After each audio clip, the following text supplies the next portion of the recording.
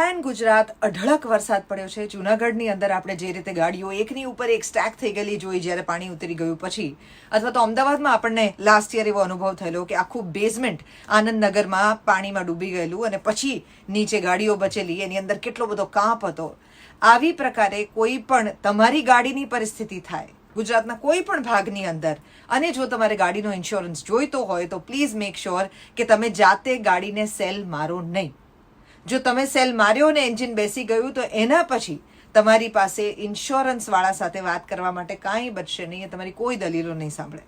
એક જ માત્ર પર્યાય છે, તમે ઇન્સ્યોરન્સવાળાને ફોન કરો, એમને કહો કે એ આવીને ગાડી લઈ જાય. ગાડી તમે ટો કરાવીને ગરાજ સુધી લઈ જાઓ ને ઇન્સ્યોરન્સવાળાને ત્યાં બોલાવો. પણ જો તમે ગાડીને સેલ માર્યો તો ઇન્સ્યોરન્સના પૈસા ગયા. આ બહુ અગત્યની વાત છે કે જે લોકોને નથી ખબર, અથવા તો જેને ખબર છે એ બીજા લોકો સાથે આ વાત શેર નથી કરતા. એને કારણે